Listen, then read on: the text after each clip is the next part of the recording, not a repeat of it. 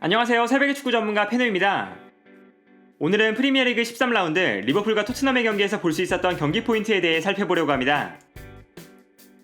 먼저 두 팀의 선발 라인업을 보면 리버풀은 부상으로 빠지는 선수들이 너무나 많았습니다. 기존에 부상으로 빠져 있었던 반다이크, 티아고, 조고메스, 밀러, 샤키리, 디오고 조타뿐만 아니라 지난 경기에서 마티프까지 부상자 명단에 추가되었는데요. 특히 중앙 수비수 3명이 부상으로 경기에 나오지 못하면서 리버풀은 수비 라인을 구성하는 것조차 힘들었습니다. 그리고 여기서 클롭 감독은 파비뉴를 중앙 수비수로 내리고 팀의 유망주인 윌리엄스를 선발로 기용했습니다. 윌리엄스는 이번 시즌 1군으로 올라온 선수인 만큼 챔피언스리그에서는 윌리엄스가 출전한 경기가 있었지만 프리미어리그에서는 이번 경기로 데뷔전을 치렀는데요. 리그 1위를 놓고 펼쳐지는 중요한 경기에서 윌리엄스를 출전시켰다는 것은 그만큼 리버풀이 수비 라인을 구성하는 것 자체에 어려움을 겪고 있었다는 것을 알 수 있는 부분이었습니다. 그리고 파비뉴가 중앙 수비수로 내려가면서 핸더슨이 수비라인 앞에 위치했고 케이타나 체인벌린이 부상에서 복귀한 이후에 컨디션이 완벽하지 않아서 중앙 미드필더 자리에는 팀의 또 다른 유망주인 존스가 경기에 나왔습니다. 반면 토트넘은 선발 라인업부터 수비적으로 경기를 운영하겠다는 무리뉴 감독의 의도가 나타났습니다.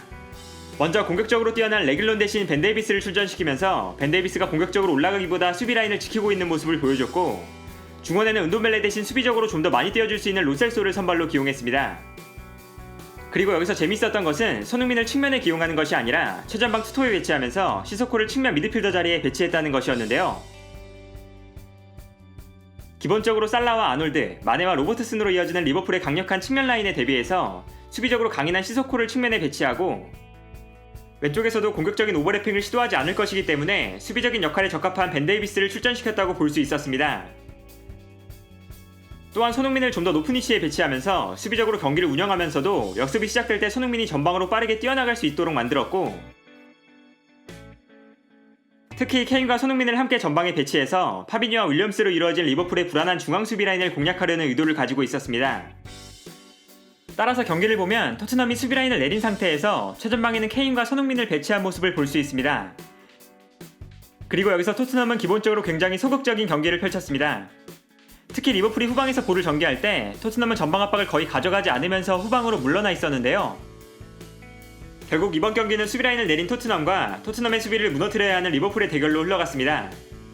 그리고 이때 리버풀은 로버트슨과 아놀드를 높은 지역까지 올려서 공격을 전개했는데요. 여기서 중요했던 선수가 바로 핸더슨이었습니다. 먼저 핸더슨은 공격이 시작되는 순간 수비라인으로 내려오면서 3백을 만들었습니다. 핸더슨이 내려오면서 수비라인이 좌우로 넓게 형성되기 때문에 로버트슨과 아놀드가 공격적으로 올라간다 하더라도 두 선수의 수비 뒷공간을 적절하게 커버할 수 있는 것인데요.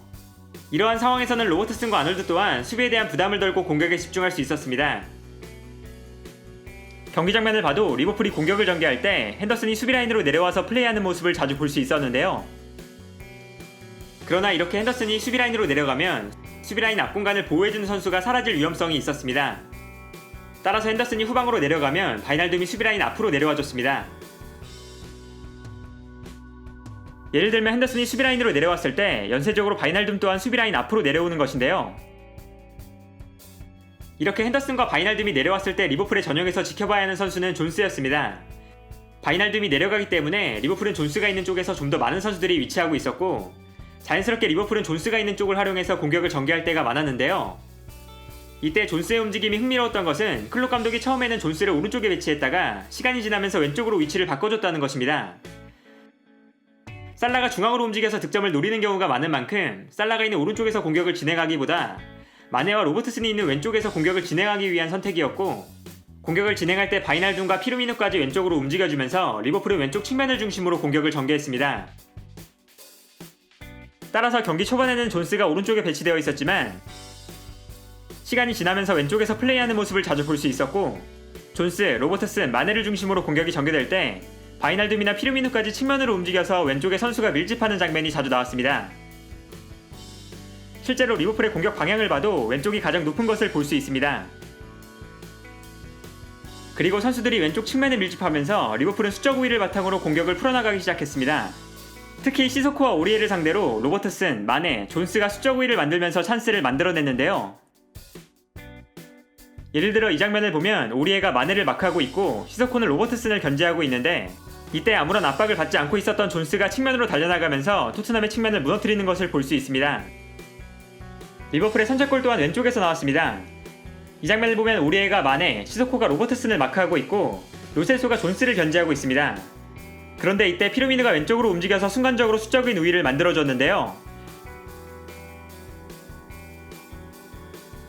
여기서 존스와 피르미누가 볼을 주고받으면서 공격을 풀어나오기 시작합니다.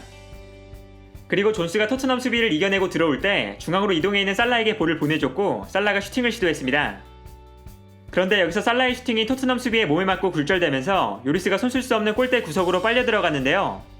행운이 더해진 득점이었지만 왼쪽에서 토트넘 수비를 풀어나오는 리버풀의 공격 방식을 볼 수 있는 득점이었습니다. 반면 토트넘에게 아쉬웠던 것은 리버풀이 계속해서 공격을 진행할 때 너무 수비적인 경기를 펼쳤다는 것입니다.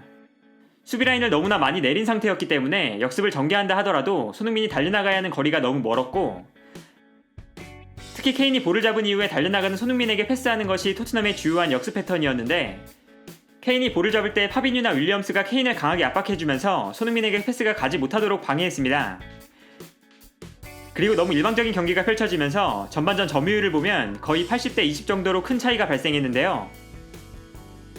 그러나 경기 내내 수비에 몰려있던 토트넘은 단 한 번의 역습을 득점으로 만들었습니다. 중앙에 있는 로셀소가 순간적으로 리버풀의 압박을 풀어나왔고 이때 손흥민이 수비 뒷공간으로 침투해 들어갔는데요.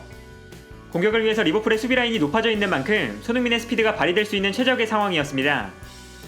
그리고 로셀소가 손흥민에게 정확한 패스를 보내주면서 손흥민이 결정적인 찬스를 잡았고 손흥민은 기회를 놓치지 않고 득점을 만들어내는 데 성공했습니다. 무리뉴가 수비적으로 경기를 운영하면서 노리고 있었던 역습 패턴이 완벽하게 성공한 장면이었는데요. 그리고 후반전이 시작된 이후에는 토트넘이 전반전보다 공격적으로 올라와서 플레이하기 시작했습니다. 특히 리버풀이 후방에서 볼을 잡을 때 토트넘은 전반전과 다르게 선수들이 높은 지역까지 전진해서 리버풀을 압박했는데요. 리버풀의 수비 라인이 높았기 때문에 토트넘이 공격적으로 올라오면서 리버풀의 수비 뒷공간을 공략하기 시작했습니다. 손흥민과 케인에 더해서 베르바인까지 리버풀의 수비 뒷공간으로 침투해 들어가기 시작했는데요. 특히 베르바인에게 좋은 찬스가 계속해서 나왔습니다. 이 장면에서도 베르바인이 수비 뒷공간으로 뛰어들어갈 때 손흥민이 볼을 머리로 떨어뜨려줬고 베르바인이 결정적인 찬스를 맞이했는데요. 그러나 베르바인의 슈팅이 골대를 맞으면서 결정적인 찬스가 무산되는 모습을 볼 수 있었습니다. 하지만 좋은 득점 찬스에서 득점을 만들어내지 못했던 토트넘은 경기 후반으로 갈수록 다시 수비적인 경기를 펼치기 시작했습니다. 로셀소 대신 모우라를 투입하면서 측면 공격을 강화하는 것처럼 보였지만 베르바인 대신 레길론, 손흥민 대신 알리를 투입하면서 페널티 에어리어 안으로 완벽하게 내려앉았는데요. 경기 장면을 봐도 페널티 에어리어 안에 엄청나게 많은 선수가 모여있는 것을 볼 수 있었습니다. 한편 리버풀은 토트넘의 수비를 상대로 골대를 맞추기도 하면서 좋은 찬스를 몇 차례 만들어냈지만 결국 득점에 성공하지 못했는데요. 그러나 계속해서 골문을 두드리던 리버풀은 경기를 종료하기 직전 득점을 만들어내는 데 성공했습니다. 리버풀의 코너킥 상황에서 다이어가 윌리엄스를 마크하고 있었는데 몸싸움을 하는 과정에서 다이어가 넘어졌고 윌리엄스는 자유롭게 앞으로 달려나갔습니다. 그리고 이때 윌리엄스의 마크가 없기 때문에 알더베이럴트는 혼자서 피르미누와 윌리엄스를 마크해야 하는 상황이 발생했는데요. 결국 피르미누의 움직임을 놓치면서 피르미누가 헤더로 득점을 만들어냈습니다. 결국 피르미누의 득점으로 리버풀이 토트넘에게 극적인 2대1 승리를 거뒀는데요. 토트넘 입장에서는 수비적인 축구를 바탕으로 역습을 시도하는 패턴이 잘 먹혀 들어가면서 좋은 찬스를 잡았지만 결정적인 기회를 득점으로 이어가지 못했던 것이 아쉬웠습니다. 반면 리버풀 입장에서는 이번 경기에서 교체 카드를 단 한 장도 못 쓸 정도로 굉장히 많은 선수들이 빠져 있었지만 극적인 승리를 거두면서 토트넘을 밀어내고 리그 1위 자리를 차지했는데요.